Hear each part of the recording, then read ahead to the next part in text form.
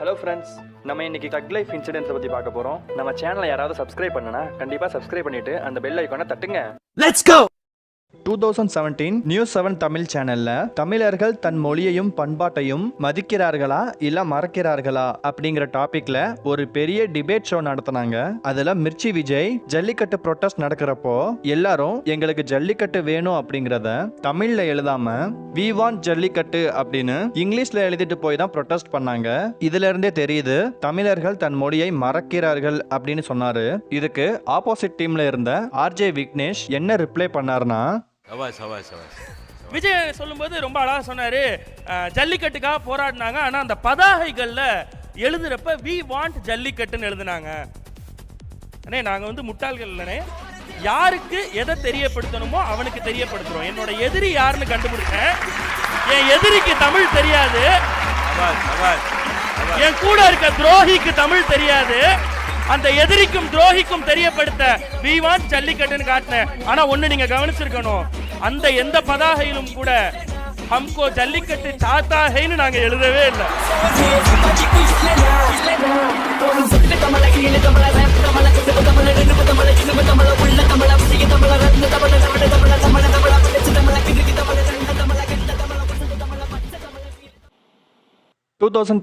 Sony சேனல்ல IPL host பண்றதுக்காக நம்ம சீகா சார் தான் இன்வைட் பண்ணாங்க.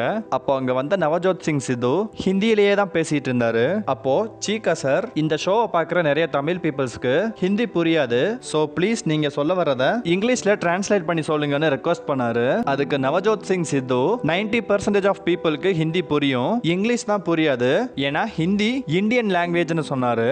இதுக்கு சீகா என்ன ரிப்ளை பண்ணாருன்னா, people like us who don't understand Hindi, please can you translate whatever you said in English a little bit? Boss, आवाज़ें खत लगा रहा है खुदा.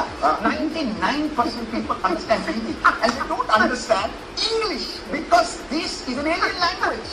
हिंदी बोला करो आप, मैंने तभी तो बोला है आपको. इतना अच्छा हिंदी बोलते हैं. ना तमिल में पेशा और यार पूरी वाला.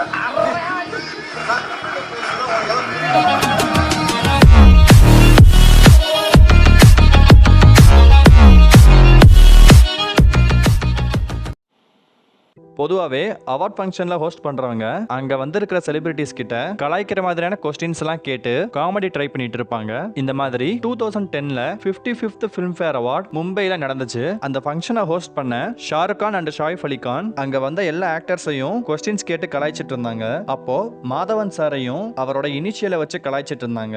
அப்போ மாதவன் சார் என்ன பண்ணார்னா, Hey Madhavan, how are you?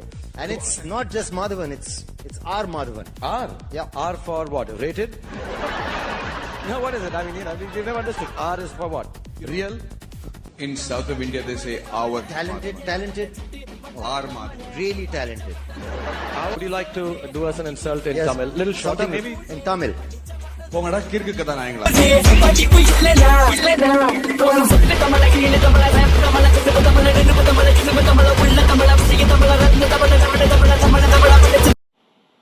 Hindi தெரியாது போடா அப்படிங்கிற ஹேஷ்டாக் ட்ரெண்டிங் ஆன சமயத்துல இந்தியா ஹெட் நியூஸ் சேனல்ல ஹிந்தி இம்போசிஷனை பத்தி பேசினாங்க.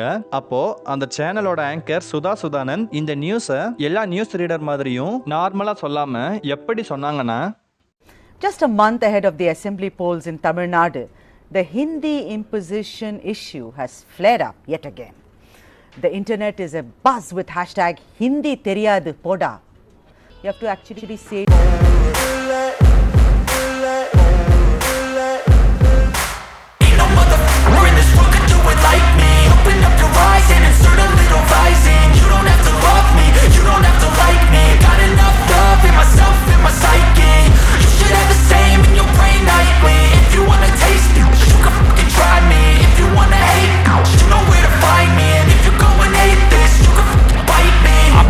in my lane fast, call it high speed. I've been working hard, yeah, I've been working night.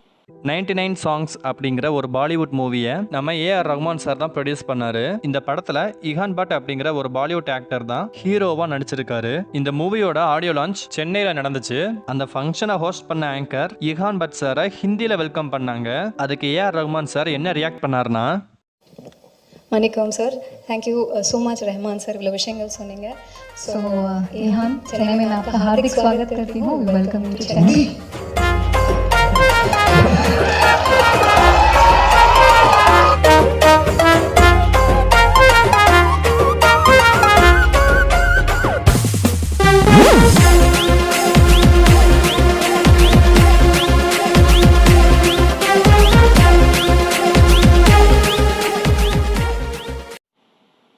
ஒரு தடவை வாரணாசியில இருக்கிற ஐஐடில பட்டமளிப்பு விழா நடந்துச்சு. அந்த ஃபங்க்ஷனுக்கு அப்துல் கலாம் சாரை சீஃப் கெஸ்டா இன்வைட் பண்ணியிருந்தாங்க.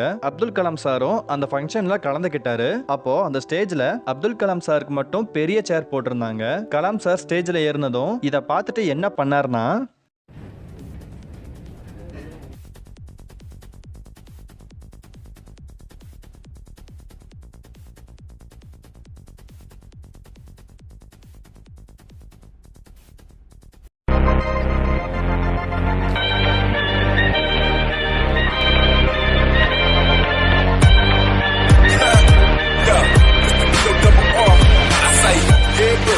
rolling like a big shot, Chevy tuned up like a dance pump. 2012 கேரளால கொச்சின்ல நடந்த எடுஃபெஸ்ட் ஃபங்க்ஷன்ல நம்ம அப்துல் கலாம் சார் சீஃப் கெஸ்டா கலந்துக்கிட்டு ஒரு கிரேட் ஸ்பீச் கொடுத்தாரு. அந்த ஃபங்க்ஷனுக்கு நிறைய ஸ்கூல் ஸ்டூடெண்ட்ஸ் வந்திருந்தாங்க. அப்துல் கலாம் சார் பேசி முடிச்சதும் யாராவது 5 ஸ்டூடெண்ட்ஸை கொஸ்டின்ஸ் கேட்க சொன்னாரு.